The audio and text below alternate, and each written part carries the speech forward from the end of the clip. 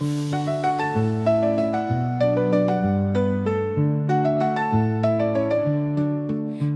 a world of whimsy, wild and free, where laughter echoes like the sea, Yanny M, our guide so bright, takes us on a magic flight.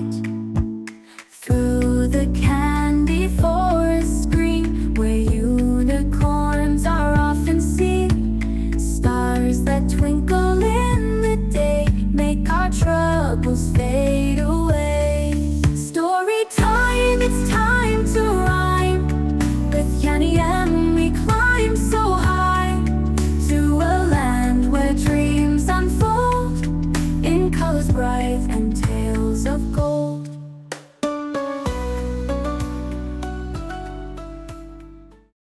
Hello there. Welcome to Stories with Yanny M. I am Yanny M and I'm so very excited to have you here with me today. I hope you love today's story. It's a classic tale about a very naughty bunny that gets himself into trouble. Today's book is called The Tale of Peter Rabbit and was written by Beatrix Potter. Here we go. Once upon a time, there were 4 little rabbits, and their names were Flopsy, Mopsy, Cottontail, and Peter. They lived with their mother in a sandbank underneath the root of a very big fir tree. "Now, my dears," said old Mrs. Rabbit one morning, "you may go into the fields or down the lane, but don't go into Mr. McGregor's garden. Your father had an accident there. He was put in a pie by Mrs. McGregor. Now run along and don't get into mischief. I am going out." Then old Mrs. Rabbit took a basket and her umbrella and went through the wood to the baker's.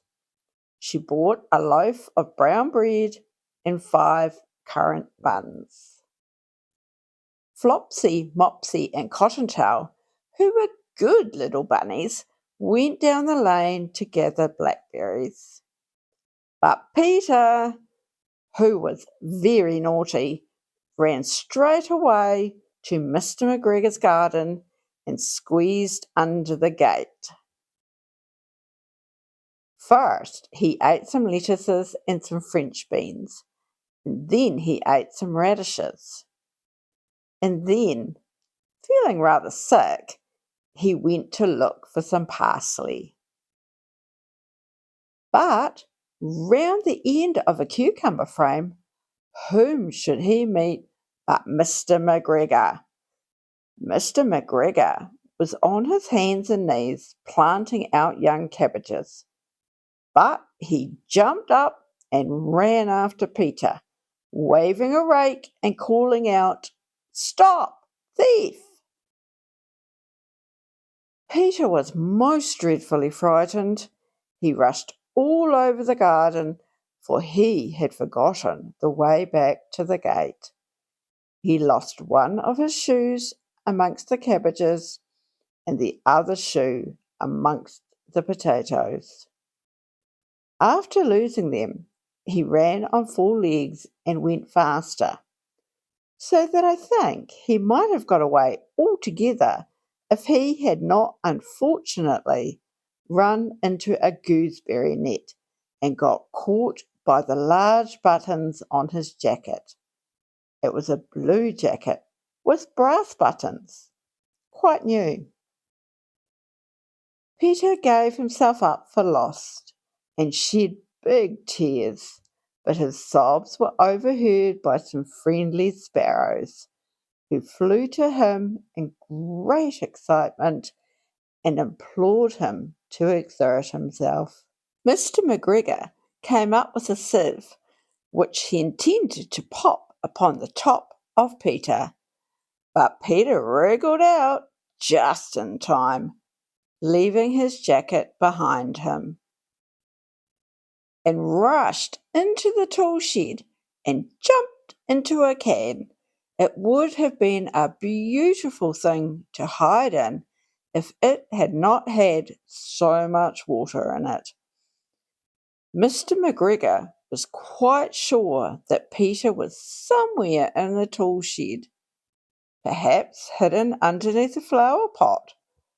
He began to turn them over carefully, looking under each. Presently, Peter sneezed. Kerty-choo! Mr. McGregor was after him in no time and tried to put his foot upon Peter, who jumped out of a window, upsetting 3 plants. The window was too small for Mr. McGregor, and he was tired of running after Peter. He went back to his work. Peter sat down to rest. He was out of breath and trembling with fright, and he had not the least idea which way to go. Also, he was very damp with sitting in that can. After a time, he began to wander about, going lippity-lippity, not very fast, and looking all around. He found a door in a wall, but it was locked, and there was no room for a fat little rabbit to squeeze underneath. An old mouse was running in and out over the stone doorstep, carrying peas and beans to her family in the wood. Peter asked her the way to the gate, but she had such a large pea in her mouth that she could not answer. She only shook her head at him. Peter began to cry. Then he tried to find his way straight across the garden, but he became more and more puzzled. Presently, he came to a pond where Mr. McGregor filled his water cans.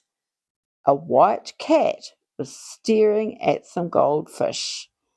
She sat very, very still, but now and then the tip of her tail twitched as if it were alive.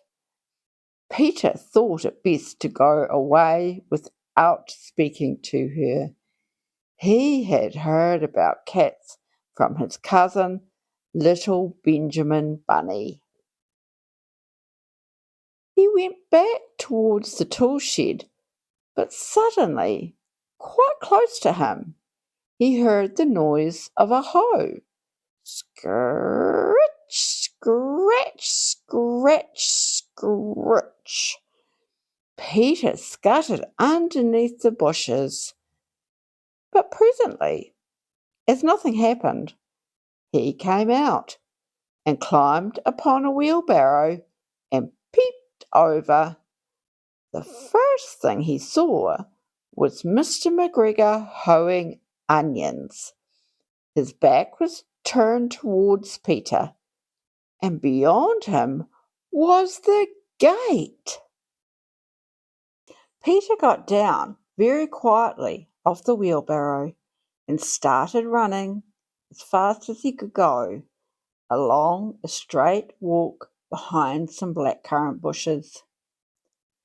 Mr. McGregor caught sight of him at the corner, but Peter did not care. He slipped underneath the gate and was safe at last in the wood outside the garden.